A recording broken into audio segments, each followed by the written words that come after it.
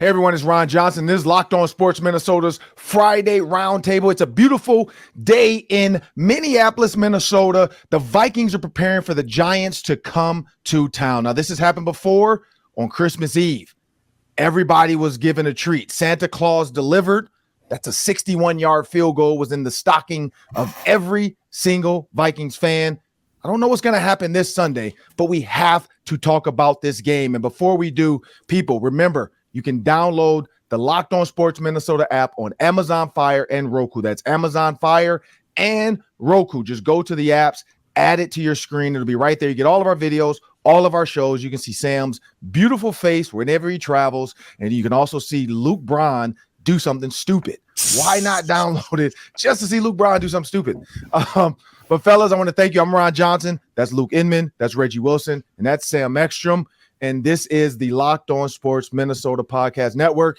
And this is the Friday Football Roundtable, but mainly just the Roundtable because we're going to throw in some other little topics here and there. We got to talk about Carlos Correa, but we're going to start off with Vikings, Giants. And before we do, fellas, there was a ranking that came out. Dan Orlovsky, ESPN analyst, put a ranking out there. And I love Dan to death. I know him. Good guy. I told Ryan Clark this. Dan Orlovsky right now is a little bit biased, and he had a list of playoff quarterbacks, and he ranked them from 1 to 14. Now, 14, I get, and his 13, I'm not even good there. Like I feel like Brock Purdy was a little bit disrespected. Like Brock Purdy right now is balling. He has the best passer rating on third down, 136. Like now, I get the offense is part of it. But here's where I start with this, fellas. Was Kirk Cousins disrespected? It is why, and I'll give you the list. You got Patrick Mahomes at 1. You got Burrow. You got Allen. You got Hurts. You got Herbert. And that's where I feel like Kirk Cousins should come in. But then you got Lamar Jackson above Tom Brady. And this is the one that really got me. Daniel Jones at 8 ahead of Curtis Lamar Cousins. He is ahead of Kirk Cousins. And then you got Trevor Lawrence. Geno Smith is ahead of Kirk Cousins, and then you got Kirk Cousins at 11, Dak Prescott at 12, and then the two new babies to the playoffs, Brock Purdy and Skylar Thompson, are 13 and 14. I start with you, Luke.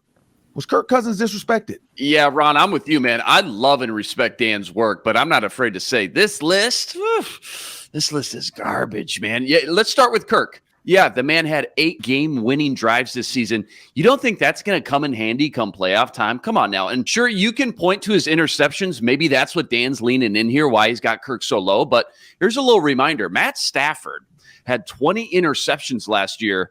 He won the Super Bowl. Burrow and Mahomes, one guy got to the Super Bowl, one guy got to the AFC Championship. They had 16 each. In the year prior, Brady had 15, which was the most among playoff quarterbacks. And guess what? He won the Super Bowl too. So I think he's putting way too much stock into punishing Kirk because of the turnovers and not enough stock into the 8 game-winning drives and undefeated record, as we know, in one-score games. I think that's going to come in handy come playoff time, guys. I do agree, just kind of scanning this list here real quick, Dak Prescott, I think he should be that low. Honestly, probably the worst year of his career, just on a game-by-game basis. Interesting, Lamar Jackson isn't even playing, so if you're not going to have Tua on this list, why is Lamar on here? That doesn't make much sense. And then Daniel Jones, higher than who? Trevor Lawrence, Kirk, and Brock Purdy. Small sample size. Hard not to be impressed with Brock Purdy so far. Since he's taken over, he's only the number 1 quarterback in passer rating, passing touchdowns per attempt. And oh yeah, more wins than any other quarterback in that time frame alone. So, the good news is, Ron, I mean, this list really means nothing. It's only meant to kind of rile everybody up, get us talking. Mission accomplished, Dan. Good work. I'm triggered. Let's move on. What you got, Reggie? Dan made waves when he prayed on live TV, and we may need to hold prayer for him right now because this list, candlelight vigil. This list, man, like what? Okay, so as Luke said, Lamar Jackson is at number 6. Lamar Jackson just tweeted out yesterday, I'm sorry, y'all, but I can't play. This knee ain't right. He's not even playing. How do you put a quarterback who's not even playing ahead of Kirk Cousins? I think the list should go Mahomes, Burrow, Allen, Hurts, Herbert, Brady, then Kirk. Like, you can't put Daniel Jones in there. He hasn't played in the playoffs before. You haven't he hasn't proven himself. You can't put Trevor Lawrence above Kirk Cousins. He hasn't played in the playoffs before. Geno Smith, he just started this year for the first time in like 7 years or something like that. You can't put Geno above Kirk on this list. Like, Kirk should be right there behind that top tier. He should be right there. And I think that's the problem, man. I feel like this year has turned me into a little bit of a Kirk Cousins apologist. The last time I was an apologist for a quarterback, his name was Sam Bradford, and he played for the St. Louis Rams, because I'm like, look, y'all, he doesn't suck. Like, the weapons. It's Jeff Fisher. It's, whoever the head coach was at the time. It's Steve Spagnuolo. It's Scott Linehan. Like, it's these guys. It's their problem. It's not Sam. And I feel like Kirk just takes a bad rap because of the circumstances in which the Vikings do lose. It's always Kirk Cousins' fault, even if it's not. And I feel like he takes so much crap from people, from national pundits, when really it's a team game. It's a team sport. And I know everything usually falls on the quarterback.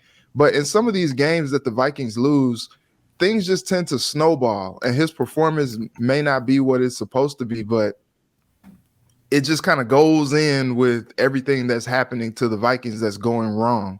You look at that Green Bay game, you look at the Cowboys game, you look at the Philadelphia game. Like, some of those problems that were had in those games weren't necessarily all on Kirk, but because it's Kirk Cousins and because he has this rap, that's all of a sudden become like a thing to like knock him down a few pegs. But this list, man, is just flat out disrespectful, Dan.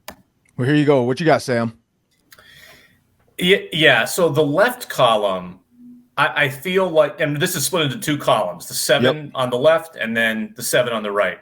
I feel like the 7 on the left, if you told Dan Orlovsky before the season, all right, these are going to be 7 of your playoff quarterbacks, he would have ranked them based on past performance. Like Lamar Jackson is former MVP. Tom Brady's won 7 Super Bowls.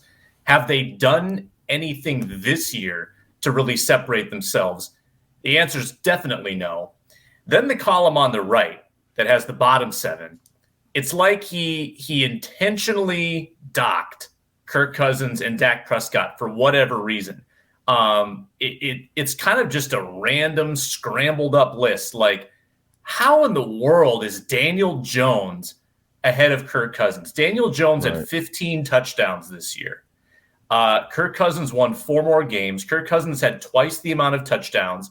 It's not as if Daniel Jones is so good with his legs that it separates him from Kirk Cousins that much. It's not like Trevor Lawrence is so good with his legs that he separates himself from Kirk Cousins that much.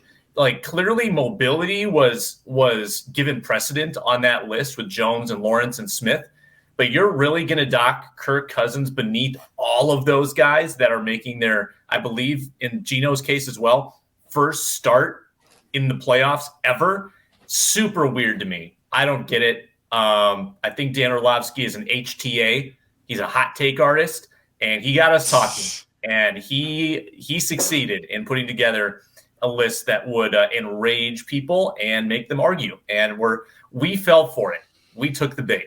I'll tell you why Dan's got Kirk so low. He's still bitter with the Vikings after running out of the back of the end zone for that safety in his first career start. He can't let it go, Dan. It's over. Let it go. So here's where I go with it. I'm gonna show y'all how to do it like Jay-Z would do it. 1 take, 1 minute.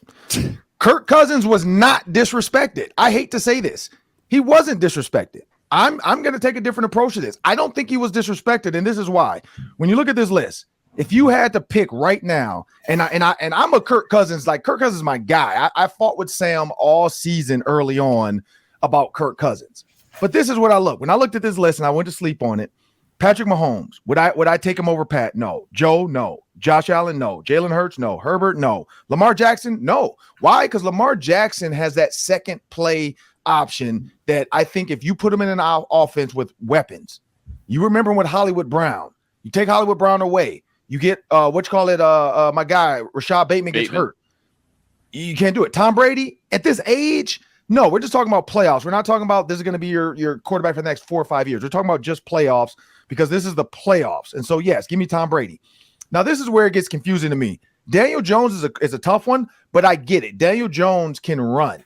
Daniel Jones can run the ball, and that's what is the most frustrating thing is that he's willing to run. He runs an RPO. Kirk Cousins cannot. So he's talking about if I had to pick a quarterback, and we'll see Sunday. I hope Kirk Cousins kills him, but that's the run. You got Trevor Lawrence. We just know what he can do. Now, the only one that's questionable is Geno Smith, but then when you go to Geno Smith's numbers, the dude is 69.8% completions this season. He's the number one quarterback in completions this season of all the quarterbacks on this list. Like Kirk Cousins is fifth in passer is in TDs. He is also now 6th in yards per game, but he's 9th in pass rating, and he's 11th in completion percentage, below Brock Purdy. The only people below him is Josh Allen, which we know he takes chances. So I think Kirk Cousins just has to prove himself. I don't think he was disrespected in this, but you know what? We have to move on because we have to talk about the Vikings and the Giants in the playoffs. We need to talk about what's the most important stat. Now, there's some stats out there. You can go third down, first down, quarter, whatever you want to go. Kirk Cousins, Daniel Jones passing. But I want to know what you guys think is the most important stat. But before we do that, we have a word from our sponsors. BetOnline.net is your top source for sports betting info, stats, news, and analysis, and they sponsor every single show we do on here. Let's check the line. Has it moved yet? No. The Vikings are still 3-point favorites. Is there going to be a half point either way before the game? That'll be interesting to see. Over under 48. So that tells me they're expecting about a 26-23 Vikings win. I'd take that. You can get that line and all the NFL playoff lines at betonline.net. They've also got MLB, NHL, UFC, golf, boxing, everything you can imagine. Find the trends. Find great sports podcasts as well at betonline.net. It's on your mobile device, and it's where the game starts. Well, here we go. We're going to start off just like the NFL draft. You got 1 minute on the clock each.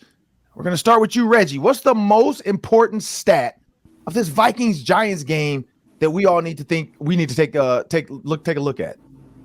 So for me, it's time of possession because look, the Giants are a team that likes to run the ball. They got Saquon. They got the threat of Daniel Jones's legs. And so I think the more that you keep the rock out of their hands, the better off they'll be. Pretty much split down the middle last time. 29-13 for the Giants, 30-47 for the Vikings in that last matchup on Christmas Eve. And so I think if they want to just put fans' hearts and minds at ease about a win on Sunday, I think they will just go ahead and just keep that ball. And that means that it's staying ahead of the chains. You know, some of these lulls that we've seen during the season, we can't see those because that's how they got messed up in the first place in that game. They had no business going down to the wire with the Giants in that game to begin with, but they kind of let the door open a little bit and allowed them to get back into that game. But if they control the time of possession this time around, you won't have to worry about that because I do feel like the Vikings are a superior team to the Giants, but it didn't show in that last game because they left the door open. If they do it this time, they should be all right. What you got, Luke?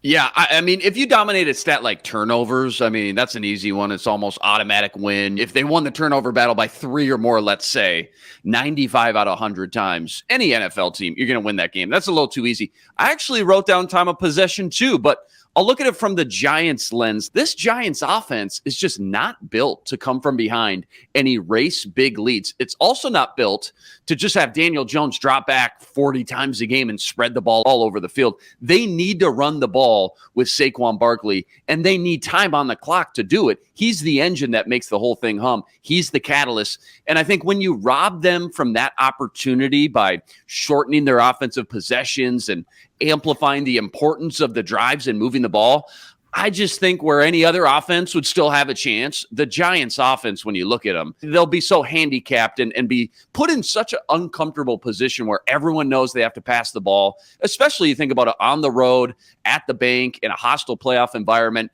Question is, kind of like Reggie brought up, can the Vikings churn out those long, methodical drives to dominate the time of possession? That would mean what? That would mean that not only Cook, but Madison as well, they're both running the ball effectively, and Kirk is finding ways to move the chains on third down consistently. I think that's a realistic situation and scenario that could play out on Sunday afternoon. Sam, what you got? Yeah, poise under pressure. I mean, it really comes down to, can Garrett Bradbury and that interior line stop Dexter Lawrence and his comrades on that line for the Giants? Because Kirk Cousins got pressured a lot in that first meeting, but he was really effective. He was 9 of 14, 2 touchdowns, no picks under pressure in that game. Daniel Jones, 6 of 14, so he was pressured the same amount of times, but he had a pick. He threw a pick in the fourth quarter to Patrick Peterson. Which quarterback is going to have that fatal mistake? And actually, Daniel Jones is less prone to interceptions than Kirk Cousins this year by quite a bit. Now, he doesn't throw as much, but Kirk Cousins has more than twice the interceptions. So I think you fear that Kirk Cousins has that Kirk game that we see a couple times a year where he just gets really flustered by the pressure. Early in the game, you can sense it. And if Kirk Cousins gets neutralized, guys, Justin Jefferson gets neutralized, and that's bad for the Vikings. So Kirk's got to be poised under pressure, and Daniel Jones, if you can force him into that one critical mistake, that's going to go a long way toward your turnover margin and your success in this game. Yeah, for me, I had to go with third down, and this is where I go with it. You look at the season on third downs, the Giants' defense was subpar. And we're not counting week 18 because nobody played. So when you look at games 13-16 for the New York Football Giants, their third down defense was the 4th best on getting off the field on third down. The 4th best. Now, granted, the teams in front of them were the Chargers, the Washington football team, who actually played well. They played okay down the stretch, and the Jets, who got better because they had a shot as well. But then right behind them is Cincinnati and Buffalo, Tampa Bay, Kansas City. So when you look at where the Giants are right now, like the last 4 games that counted, that matter, it's this third down defense for them. So for the Vikings, it's the third down offense, of course. They've had the 17 touchdowns as the second most. Their 204 passes the third most. And I think I'm piggybacking on Sam. It's that rush. If they can slow down the rush on third down, Trevor Lawrence, Kayvon Thibodeau, the Vikings have a chance. If not, they're going to struggle. They need to get first downs on first and second down so they're not having to go third long, because this third down defense of late for the Giants has been really good. And so that's my stat that I think is very important to pay attention to. The Giants defense on third down and the Vikings offense. What's going to happen? Who's going to step up? Well, we got to talk about some important news because we all said the Vikings, or no, sorry, not the Vikings, the Twins. We all said the Twins are cheap. We said the Twins are the cheapest organization. We said that he would sign somewhere else. We said the Twins would come out with a story saying we offer more money and he would still go elsewhere. Well, I don't know how many people have been on a date, but this feels like a little game of like speed dating. And before we get into this Carlos Correa debate and what the Twins just did, we got another word from our sponsors. Before we talk Correa, let me talk to you about Built Bar. If you're looking for a delicious treat but don't want all the fat and calories, you gotta try a Built Bar. We just got through the holidays, into the new year. You're making resolutions. You want to eat healthier, but you don't want to sacrifice the taste. Well, Built Bar is perfect for that because you don't compromise any taste with 100% real chocolate and some incredible flavors such as churro, peanut butter brownie, coconut almond. Built Bar is really healthy for you.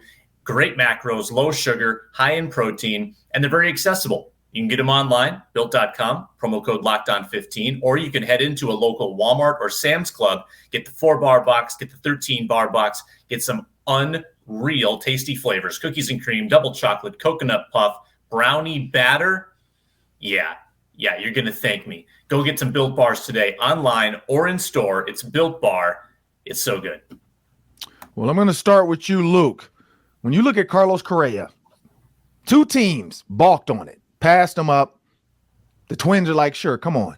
And like I said, in speed dating, it's like sitting down with 2 dates. You really like them, but they don't like you so much.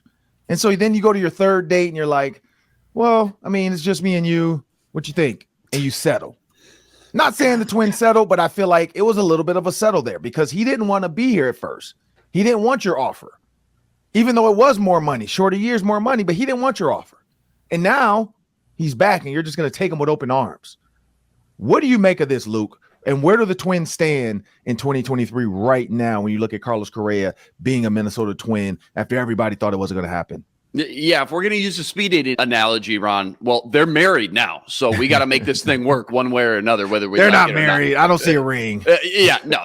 Is there a prenup? They're committed. Yeah, there might be a prenup behind the scenes. Yeah, yeah. But I think for the Twins, though, now looking through the Twins lens in the front office, I think you look at the division first and foremost, and I think the AL Central, it's pretty similar to how we left it after the season ended. Yeah, of course, there's been some moves made, but I don't think nothing that really strikes fear in you when you look at the other 4 teams in this division. So being that the Twins are in one of the more wide open divisions once again, and being that they just brought back what they think is a huge vital piece to the puzzle here, I think they're probably feeling pretty good about the possibilities of getting a second go around. That was the whole thing. Like sometimes it takes a year to get all the nuances and get comfortable, understand the locker room, the guys you're playing next to. And now they've got that 1, 2, 3 for a second year of Luis Arraez, Byron Buxton, and Carlos Correa. And listen, I've gone on record right here on this show saying I was pretty underwhelmed with what Correa did last season when you just look at the stats, the box score. But if this front office thinks he is the missing link,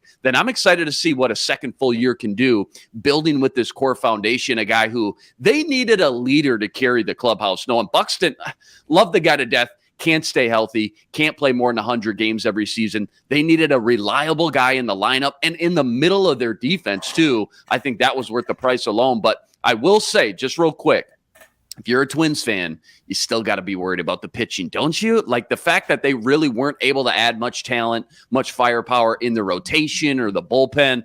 I still think that's the biggest wild card to the whole thing. And the one area of the team that, if they were to struggle again in 2023, pitching's probably the most likely candidate as to why. What you got, Sam?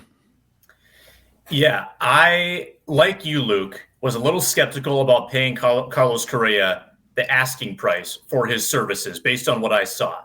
But now that it's a little bit more of a bargain, I'm a little bit more okay with it. I didn't want to have him under contract at 37, 38 years old, and now they don't have to. So I think I'm more all right with this agreement.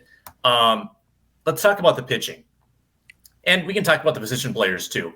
The key players that I think can swing this team, Byron Buxton, Alex Kirilloff, Trevor Larnach as a slugger, they all have injury concerns. The pitchers that they're counting on, Sonny Gray, Kenta Maeda, Tyler Mahle, they have injury concerns too. Like they have so many players that are not just coming off injuries, but coming off pretty big rehabs that they're counting on to perform for this team. It's a lot. It's a lot to assume that those key starters, starting pitchers, starting everyday players, are all going to pull through and be fine. It's hard for me to believe that after seeing the last 4 years of injury woes bite this team time and again. So while I like them on paper, I don't have the trust built up in this medical staff yet. And oddly, Carlos Correa is the guy I'm least worried about medically. I'm worried about the other guys, even though that there's a lot going on with Correa's physicals. I'm not as worried about him. I'm worried about the Buxtons, the Kirilloffs, the Maedas. How are these guys going to come back from injury, and will they look the same? That's what I'm worried about. Hey, can the Twins borrow Tyler Williams from the Vikings, the guy they got from the Rams, their health and performance director? Because ever since he's been brought in, Vikings, knock on wood, of course, outside of Brian O'Neill, they've been one of top to bottom, one of the most healthy teams in the NFL. So maybe the Twins could use a guy like that. Brian O'Neill, za'darius. I mean, Harrison Smith's been out. Go look at every other team, Ron. It's week 18. Every team has lost multiple starters. I feel like the Bills have their whole. I feel like za'darius not playing this week? I'm sorry, za'darius not playing? He is back, but I think the Bills have all their guys. Give me the Bills training staff. They save lives. Fair. That's fair. Can't argue with that. Can't argue with that. What you got, Reggie? That's a little cherry picking right there, Ron. That's not fair. That ain't cool. You know, I mean, they did their thing, man, with DeMar like that. Okay, fine, we'll go there. But no, I would agree a little bit with that, Luke. I think, you know, especially talking yesterday, Daniil Hunter and Dalvin playing a full slate of games this year. Right. Got to give it to Tyler, man. Yeah. But anyway, the whole thing with Correa was fascinating. Sitting at the press conference on Wednesday was kind of crazy. It was kind of surreal. I was like, this is crazy. And it turned out being a win-win for both sides. Correa gets the 6-year, $200 million deal. It's the most or the highest annual value that he was going to get from either of those teams. So he still gets paid. And then the Twins, they get to cut him loose if they have to, 34, 35 or so at his age. And it's kind of crazy. He had 522 plate appearances last year, 555 the year before that. In 2028, they wrote the clause in there that if he has 575 plate appearances, then that's when it kicks in the team option where they can, keep him going, which is, I don't know. They may decide that they want to keep it going in general, but 575 seems very ambitious in a year where he's going to be like 34, 35 years old. But that's a good thing for the Twins. I think that's a win for them. It was also fascinating talking to Correa when he was like, look, this whole thing about my medical situation was shocking. He was like, since I got that surgery in 2014, I never missed a game with it. I've never been to the training room with it. Like, it has not bothered me. So all of a sudden for these teams to just come back and say, oh, we're not good with the medical on his ankle, he said it was shocking. He said during this process, he learned that a lot of doctors have a lot of difference of opinions and they will express that. And so the Twins were like that gif with like Dave Chappelle. They was just like, come on back, baby. We'll have you. Come on. We'll take you. It's like they were there the whole time just in the wing. Like that girl that you're like, dang, man, like she could be the one. Like she does it for me, but like she's not somebody else might give me a little bit more sizzle, and the Giants came through with the 13-year deal. You're like, yeah, I like that. And then it doesn't go through, and then you find somebody else. The Mets come through with the 12-year. You're like, ooh, yeah, that's nice too. I like that. We pushing Scott Boras on the bed and all that stuff. And you're like, okay, yeah, I like that. And then that doesn't come through either. And you're like, you know what? My baby in Minnesota, she cooks me juicy Lucy's. Like, it's cold, but I got my money. That could keep me warm at night. Yeah, I'll go back to Minnesota. Let's get married, babe. Here you go. You want a ring? Here's a ring. I'll give you a ring. Let's get married. Let's commit to each other.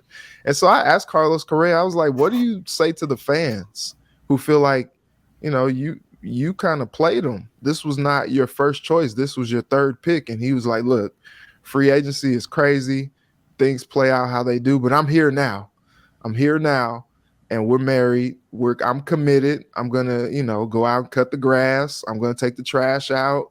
I'm gonna be as committed to this marriage as possible. So, love me because I love you. This is where I go with it. Carlos Correa, he's a Minnesota Twin now. Again, I go back to the fact that he didn't want to be here. $200 million. Yeah, anybody's gonna sound like they're bought in. But at the end of the day, there's always going to be that thought in the back of his head and the Twins' head. Well, one, okay, I wanted 10 to 12 years. You only wanted to give me 6. And then for the Twins, it's like, well, we were giving you more money, but you didn't want to be here. We're willing to give you 6. And then let's see how your health progresses. If you're fine after 6, we'll give you 6 more. But we need to see you get through these first 6 because every other doctor is seeing what we're seeing. They're not willing to go past 6 to 7 years. They wanted to stop it because who knows with time what any injury can do. We all know injuries over time, things have to be replaced. Metals change, surgery, stuff changes. There's things that might need to be replaced and fixed in that leg over time. Granted, it hasn't hurt them yet, but that's what teams are worried about. So where I see the Twins right now, I still feel like it doesn't matter. We had Nash Walker on, and I'm going to piggyback kind of what he was telling us about pitching. It's about the pitchers. I really wanted Justin Verlander because I feel like he can give enough in a year or two to help the Twins because they need somebody to come out and just scare people out the box. You just want Kate Upton here, Ron. Let's be honest about this. I do. Justin Verlander, he's going to come with that Detroit swag, though. He's going to have that D underneath, the TC. I mean, that's what I love about him. I want to see Justin Verlander. I wanted him to be here, but I get it. But when you look at pitching, they have to find somebody to scare people. They have to find somebody that when they get in the box, they're thinking like, oh, man, this is probably a strikeout or this is going to be a ground ball. They have to feel like they can get through 7 to 8 innings with one guy and not makeshift and put different people in and try to figure out who's going to pitch this week. I like it. Good. They got him at the price they wanted him at. but I still think they need to go out there and find some pitchers. As Nash Walker brought up, you can check them out on the Ron Johnson show from this week. He tells us all the pitchers that are out there, but we have to move on because it's Friday the 13th. And no, not Lindsay Lohan, not Jamie Lee Curtis. This is Friday the 13th in real life in Minnesota. And I don't even think we need black cats, ladders, and Friday the 15th to be bad luck in Minnesota. But the question for the day, it's Friday the 13th. What's the most unlucky thing that could happen in Minnesota sports before the day is over? Oh my goodness. I don't even want to answer this because it could happen. We got over-under coming up next, fellas. And I got some good ones. I also have the results of last week's over-under and who got the money. Whose piggy bank is looking the best right now? Let's go. Not mine. We're gonna give Reggie $500 in the over-under, but let's start with this Friday the 13th, fellas. You got 30 seconds quick, but what's something that can really just be unlucky for Minnesota sports today? Start with you, Sam. Yeah, it's slippery outside, Ron. You know, those Vikings, they're driving up, they're getting out of their cars, they're walking to the door. Garrett Bradbury's thinking, my back feels pretty good today. Down he goes on the ice. It feels like this is, they've gotten through practice. People are practicing well. They did the full speed stuff Wednesday, Thursday, just walking through today. Wouldn't it be terrible if something happened totally benign to somebody on the practice field today? I think by voicing it, by putting it into the universe, I'm actually reverse jinxing it, so it won't happen. But that would be the most Friday the 13th thing to happen if somebody like steps on a football and twists. If it happens, Sam, you're no longer welcome. Yeah, you're TCO. out. You're out. Handed the torch. Survivor voted off the island, Sam. Yeah, the tribe has spoken. Yes. What you got, Reggie? You know what? There is too much that happens in Minnesota sports.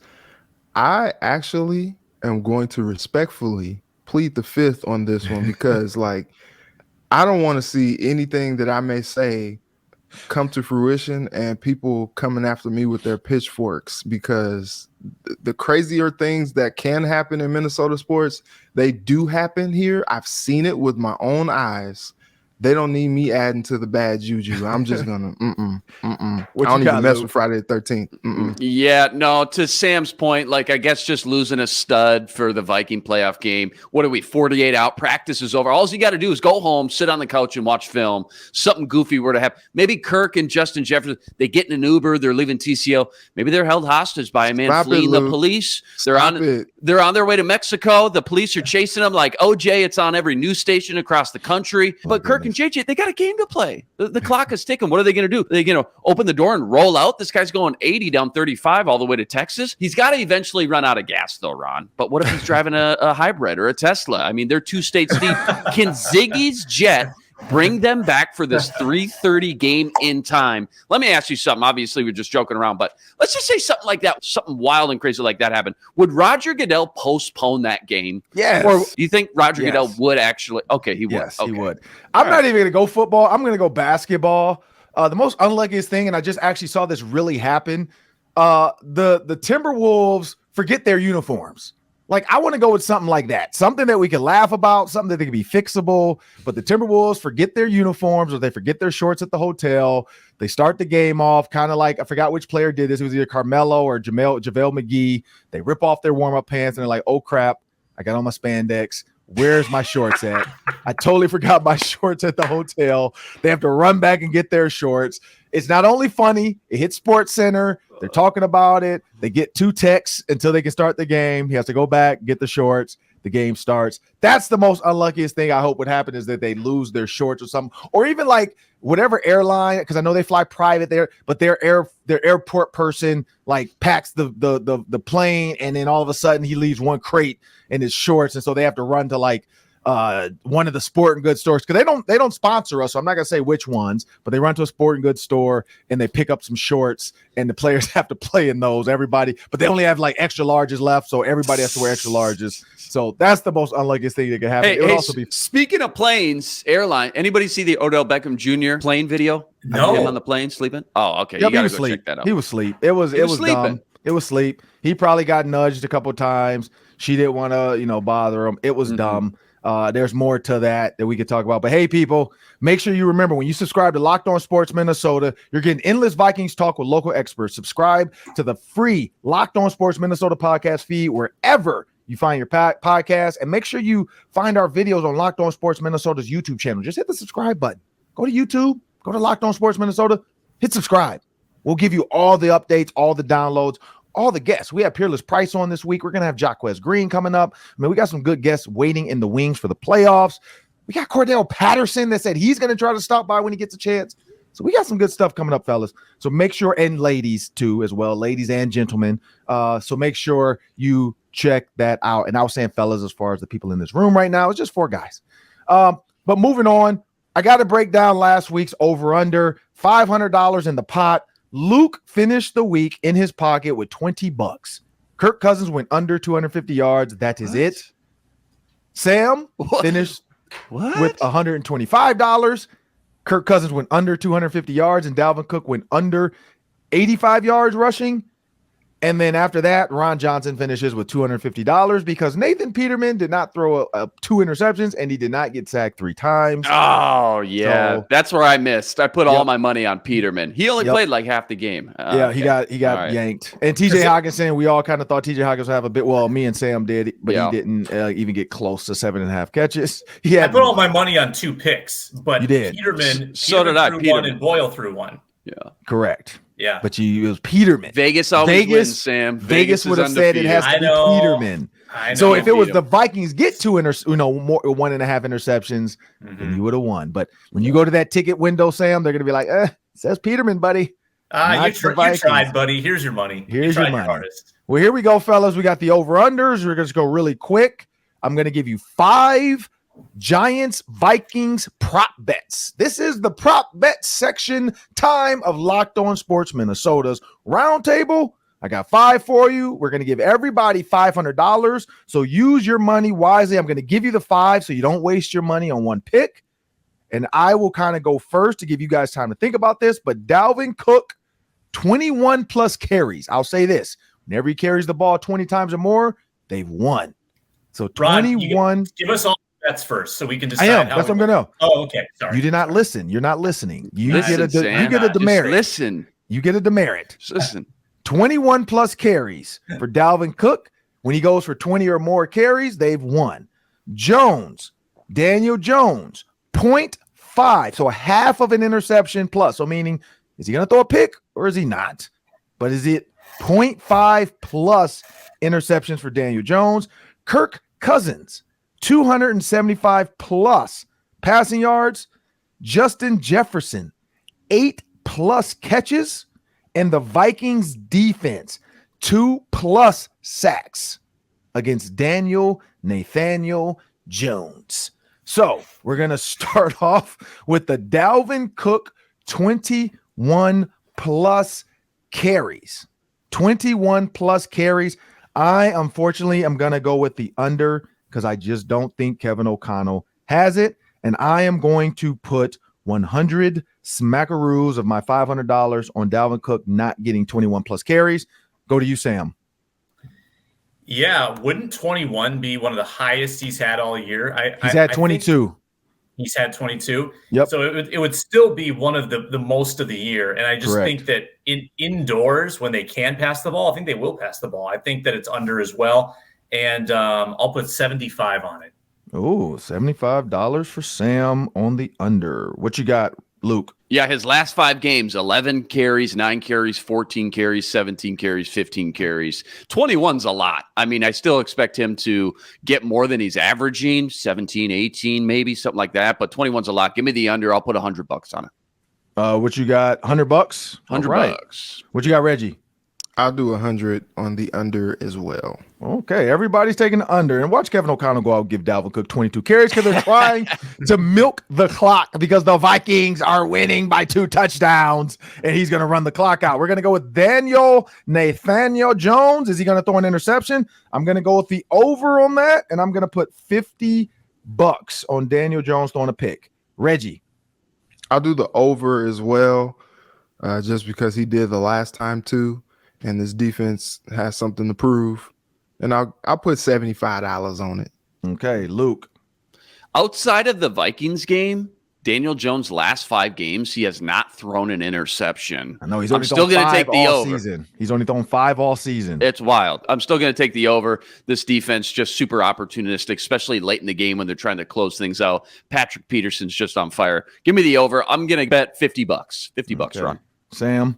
When you give me the last pick and a chance to be the lone wolf on the under, I'm going to take that. So I'll go under for a hundo. Okay. Under for a hundo. All right. Kirk Cousins, 275 plus yards. We'll start with you, Sam. Yeah, I think it's an over. I think that this is a passing game. I think that they're going to leave it all on the table. I think that Kirk goes for 300 plus. I'm going to put 150 on it. All right. Reggie. This is tough. This is really tough. He passed 48 times in that last matchup. 48 times, 299 yards with 3 touchdowns. So I'll take the over as well, and I'll put 125 on it. Okay. Lucas. I'm going to take the over. I'm not quite as confident, though. Just give me. I'm not either. Let's go $25. Just give me the over. Yeah. I feel like this is going to be the Kirk Cousins coming out party. This is the playoffs. Everybody's been down Kirk. Kevin O'Connell's been hiding stuff. He has to get Justin Jefferson going early. TJ Hawkinson. Give me the over and give me $200. I think Kirk Cousins is going to have himself a day because this is Kirk Cousins time, baby. Playoffs. Show us who you are, Kirk. All right. Justin Jefferson, 8+ receptions. Start with you, Reggie. I'm going to take the under on that, actually. Okay. Yeah, I'm going to take the under. I would love to see that, but I think in the last few weeks, I know the Bears game really not putting any, standing on it, but they've been kind of spreading the ball around a little bit more, and they've been throwing it a little more to Hawk, and so he's kind of been taking some of the targets away. KJ Osborne's been getting a few more, so I'll do.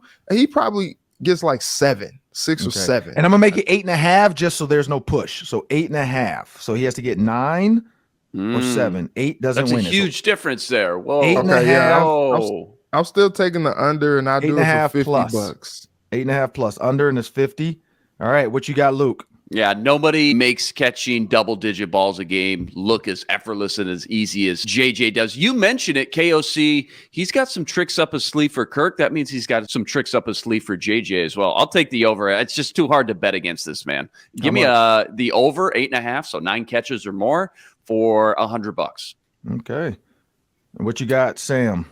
Doing some quick math here. Yeah, so I'll put 150 on the over. You guys, we have never seen playoff Jefferson before, ever. There might be a different level to this guy. I'm not going to bet against that. 150 on the over. Yeah, that's what I was going with. Justin Jefferson versus the LSU run they had when the man had not 1, not 2, not 3, but 4 touchdowns in the championship game, which is probably one of the reasons the Vikings wanted to draft him and could not believe the Eagles didn't take him because, hey, we all watched that game, and those were some contested catches, and he's still making them to this day. To this day. Y'all remember that meme? I'm going to go with the over as well. And I'm only going to go $50 on this one, though, but I'm going to go with the over on that. $50. Justin Jefferson goes over 8.5 catches. And then the last one, fellas, the Vikings at 2.5 sacks. 2 sacks, 2+ sacks. I just feel like this is going to be a Daniel Jones, Eli Manning-esque type of performance where he's going to dump the ball off. Like, he doesn't want to get hit.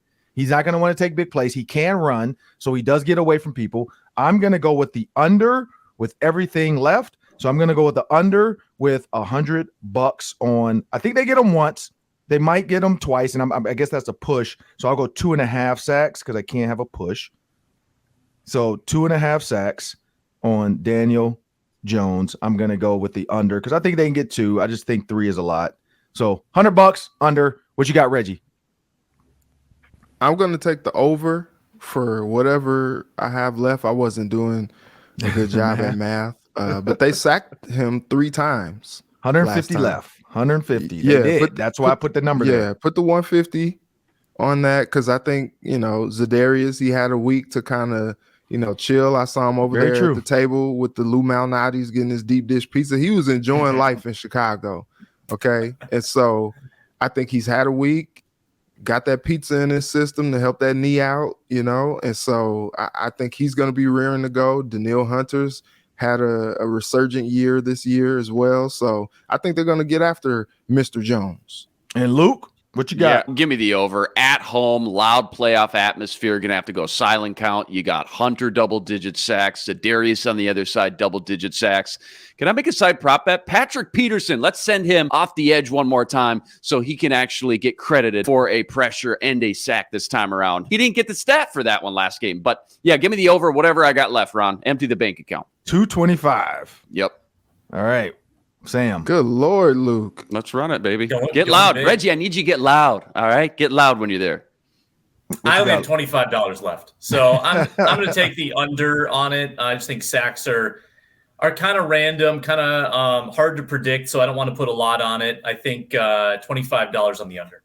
All right. Well, that'll do it for the prop bet section of Locked On Sports Minnesota. We want to thank everybody for joining. Fellas, give me a quick 10 seconds. The Vikings win if. You got 10 to 15 seconds real quick before we get out of here. The Vikings win if, Luke. Vikings win if they can hold Saquon Barkley under 100 yards. He is the engine, the catalyst that makes the Giants offense move. Put the ball in Daniel Jones' hands. You're going to win this game. Reggie, the Vikings win if. Vikings win if they get 2 turnovers in this game. Ooh, the Vikings win if, Sam.